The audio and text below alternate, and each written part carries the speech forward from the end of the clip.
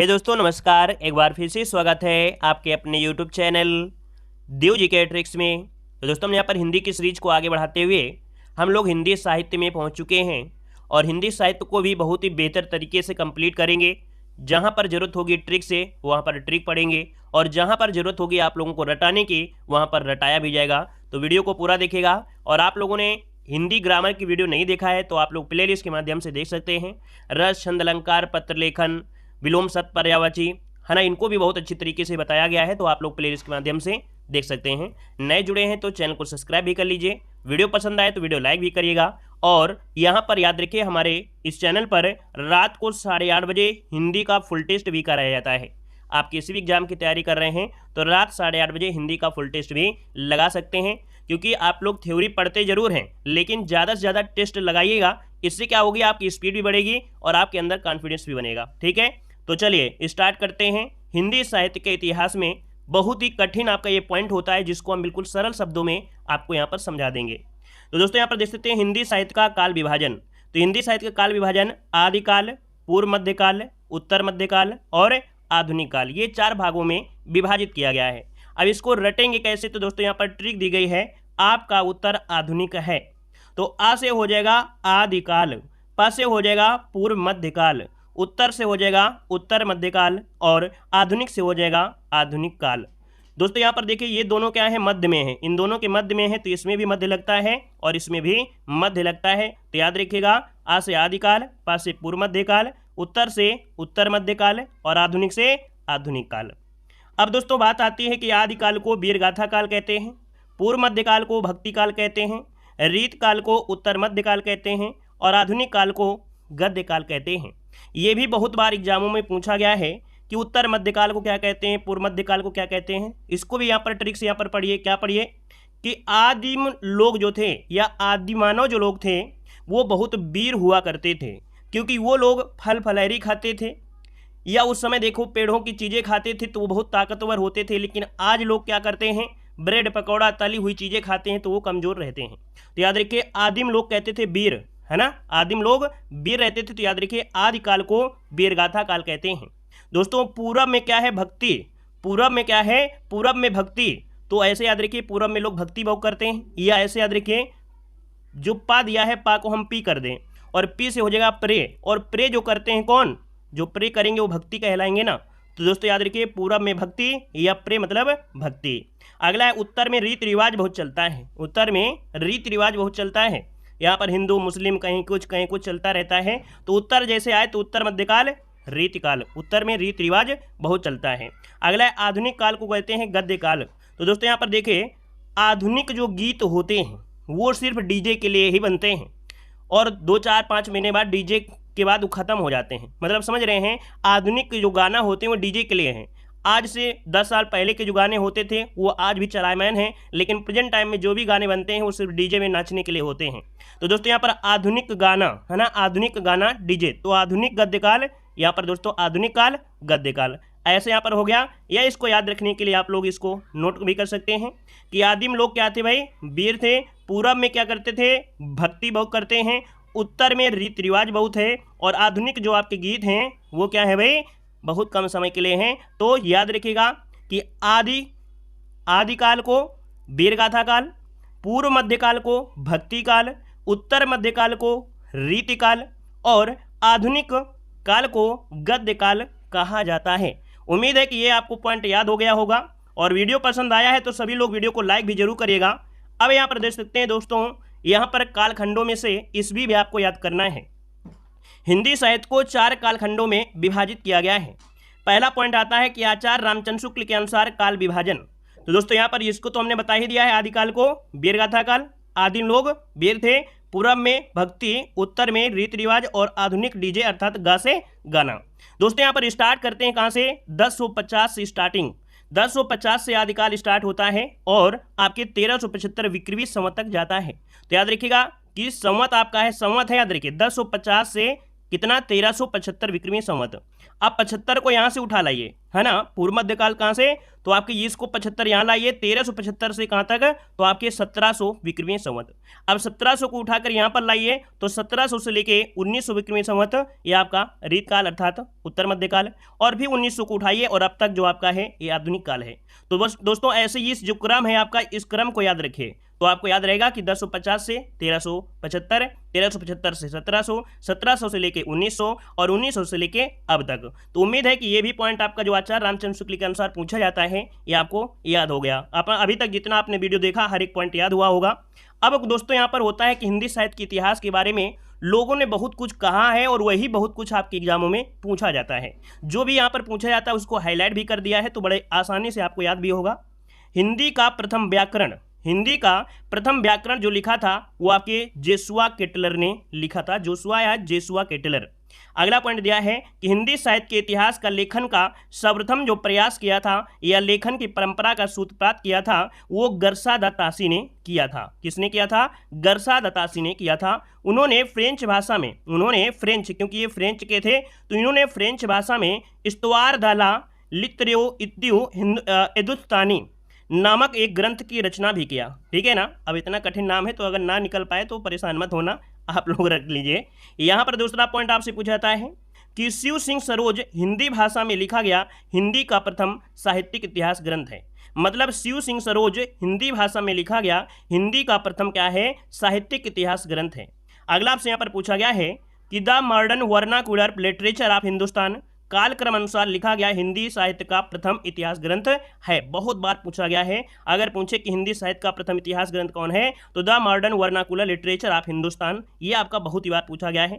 अब अगला पॉइंट आपसे यहाँ पर आता है कि हिंदी साहित्य के इतिहास को व्यवस्थित रूप से देने का जो श्रेय जाता है वो किसे जाता है? तो आपके आचार्य रामचंद्र शुक्ल को जाता है। अगला पॉइंट आपसे यहाँ पर दिया है कि जॉर्ज गियर्सन ने इतिहास ग्रंथ the modern literature of Hindustan, अर्थात जो आपकी ये ग्रंथ है वो किसका है? जॉर्ज गियर्सन है। तो the modern literature of Hindustan में सर्वप्रथम हिंदी साहित्य के विभिन्न कालों का नामकरण एवं उसका काल विभाजन किया है। अर्थात जो आपका कह सकते हैं कि ये जो आपका हिंदी साहित्य है इसका नामकरण उसका काल विभाजन भी कई प्रकार से पूछा जाता है। तो दोस्तों यहाँ पर देख सकते हैं आदिकाल का नाम करने वाले विद्वान। तो अगर पूछे कि आदिकाल को दोस्तों देखिए कि हजारी प्रसाद द्विवेदी ने इसे क्या कहा है? तो आदिकाल कहा है। याद रखिएगा, हजारी प्रसाद द्विवेदी ने आदिकाल कहा है। वहीं पर आचार्य रामचंद्र शुक्ल ने आदिकाल को क्या कहा है? तो आपके वीर गाथा काल कहा है। क्या कहा है? वीर गाथा काल कहा है। शिवनाथ प्रसाद मिश्र, सॉरी माफ करिए, विश्वनाथ प्रसाद मिश्र ने इसे क्या कहा है? तो आपके वीर काल कहा है। क्या कहा है? वीर काल कहा है। राहुल सक्रात्यान ने, दोस्तों राहुल सक्रात्यान ने कहा है सिद्ध सामंत काल। अगला आपसे पूछा गया है कि गणपति चंद्रगुप्त ने इसे क्या कहा है? तो शून्य काल का नाम दिया है। मिश्र बंधु ने प्रारंभिक काल का नाम दिया है और महावीर प्रसाद द्विवेदी ने इसे बिजवप्पन काल कहा है। और जितने भी हाईलाइट है सभी एग्जाम में पूछे गए हैं। डॉक्टर राजकुमार शर्मा ने इस काल को क्या नाम दिया है? संधि काल एवं चारण काल नाम दिया है। जॉर्ज गियर्सन ने इसे चारण काल कहा है। मोहन अवस्थी सुमन राज्य ने आधार काल नाम दिया है। मतलब आदिकाल का जो नामकरण है वो करने वाले विद्वानों में अनेक लोगों ने अनेक प्रकार से इसमें से नाम दिया है, जिसमें से आचार्य हजारी प्रसाद द्विवेदी ने आदिकाल, आचार्य रामचंद्र शुक्ल ने वीरगाथा काल, विश्वनाथ प्रसाद मिश्र वीर काल, राहुल सक्रात्यान ने सिद्ध सामंत काल, महावीर प्रसाद द्विवेदी ने बिजवप्पन काल। ये बहुत ही बार क्वेश्चन पूछे गए हैं। ठीक है, अब यहाँ पर आते हैं अगला पॉइंट, आदिकाल। और आदिकाल अभी बताया था इसे वीरगाथा काल कहते हैं। आदिम लोग बहुत वीर थे, हमने इस बार आपको बार बार इसलिए बताते हैं ताकि याद रहे, आदिम बहुत वीर थे तो आदिकाल को बोलते हैं वीरगाथा काल। अब यहाँ पर दोस्तों यहाँ पर देख सकते हैं कुछ पॉइंट और भी पूछे जाते हैं कि डॉक्टर राम कुमार वर्मा ने स्वयंभू को हिंदी का प्रथम कवि माना है। अगर क्वेश्चन ये पूछे कि हिंदी का प्रथम कवि डॉक्टर राम कुमार वर्मा ने किसे माना है, तो दोस्तों डॉक्टर राम कुमार वर्मा ने स्वयंभू को हिंदी का प्रथम कवि माना है। अगला आपसे दिया गया है कि डॉक्टर गणपति गुप्त ने शालिचंद्र सूर को हिंदी का प्रथम कवि माना है। और अगला आपसे दिया गया है कि चंद्रधर शर्मा गुलेरी ने राजा मुंज को हिंदी का प्रथम कवि माना है। डॉक्टर बच्चन सिंह ने विद्यापति को हिंदी का प्रथम कवि माना है। ये हर एक एग्जाम में पूछे जाते हैं, पूछेगा कि इनके अनुसार किसे मानते हैं, मतलब विद्यापति को हिंदी का प्रथम कवि किसे माना है, तो डॉक्टर बच्चन होंगे। ये हर एक क्वेश्चन आपके पूछे गए हैं। अगला आपसे दिया गया है कि डॉक्टर हजारी प्रसाद द्विवेदी ने अब्दुल रहमान को हिंदी का प्रथम कवि माना है। वहीं पर डॉक्टर शिव सिंह सेंगर ने पुष्प या पुंड को हिंदी का प्रथम कवि माना है। 2-3 बार पढ़ेंगे सब याद हो जाएंगे। आचार्य रामचंद्र शुक्ल ने चंद्रबरदाई को हिंदी का प्रथम कवि माना है। वेरी आपका एमपी है, याद रखिएगा। आचार्य रामचंद्र शुक्ल ने चंद्रबरदाई को हिंदी का प्रथम कवि माना है। और भी अभी यहाँ पर दोस्तों हैं, देख सकते हैं कि आदिकाल के प्रमुख कवि और उनकी रचनाएं, जो कि बहुत बार पूछा जाता है। तो दोस्तों यहाँ पर देख सकते हैं आदिकाल में जो आपकी दलपति विजय है ना, यहाँ पर इनकी कवि हैं दलपति विजय। इनकी रचना में कौन है, खुमाण रासो। इनकी रचना का नाम है खुमाण रासो। अगला है चंद्रबरदाई जो कि दोस्तों देख सकते हैं चंद्रबरदाई पृथ्वी राज रासो, जो कि एक ब्रज भाषा में एक महाकाव्य भी है। नरपति नाल है विसल देव रासो। जगनी की क्या है, परमाल रासो। और दोस्तों याद रखिएगा परमाल रासो को ही आहला खंड के नाम से भी जाना जाता है। विद्यापति ने कीर्तिलता, कीर्तिपताका और पदावली रचनाएं किया है। यहाँ पर दोस्तों देख सकते हैं सरहपा ने दोहा कोश की रचना किया है। सरहपा ने दोहा कोश की रचना किया है। स्वयंभू ने पौमचरी की रचना किया है। और केदारनाथ भट्ट या भट्ट केदार जो आपके हैं, इन्होंने जयचंद प्रकाश लिखा है। अब्दुल रहमान की जो रचना है वो आपके संदेश रासक है। पुष्पदंत की रचना है महापुराण। देवसेन की रचना क्या है, श्रवकाचार। देवसेन की है श्रवकाचार। और कुछ पॉइंट और भी हैं, जैसे विद्यापति को अभिनय जयदेव की उपाधि से विभूषित किया गया था। इनकी रचना पदावली के कारण आचार्य रामचंद्र शुक्ल ने इन्हें अपनी रचना हिंदी साहित्य का इतिहास में मैथिल कोकिल कहा है। अब क्वेश्चन ये पूछेगा कि आचार्य रामचंद्र शुक्ल ने हिंदी साहित्य का इतिहास में, है ना, इतिहास में मैथिल कोकिल कहा है या आपकी विद्यापति की है। मैथिल कोकिल के नाम से किसे जानते हैं, विद्यापति को जानते हैं। यहाँ पर देखो दिया गया है कि विद्यापति की रचना कीर्ति पताका अभी तक प्रकाशित नहीं हुई है। याद रखिएगा कि विद्यापति की जो एक रचना है कीर्ति पताका, ये अभी तक प्रकाशित नहीं हुई है।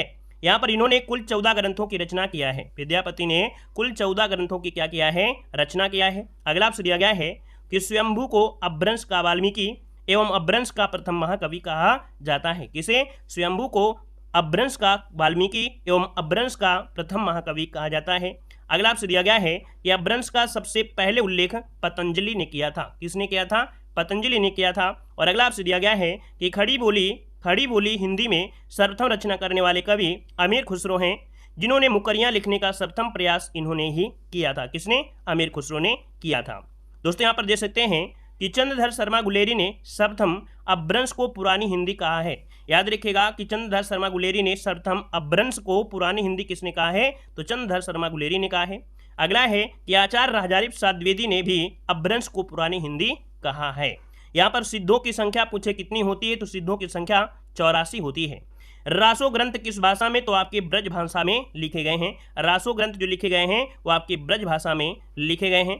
अब दोस्तों यहाँ पर देखिए ये आ गया है आपका क्या, भक्ति काल। और भक्ति काल जो कि आपका देख सकते हैं 1375 से 1375 विक्रमी संवत से यह आपके 1721 तक चलेगा।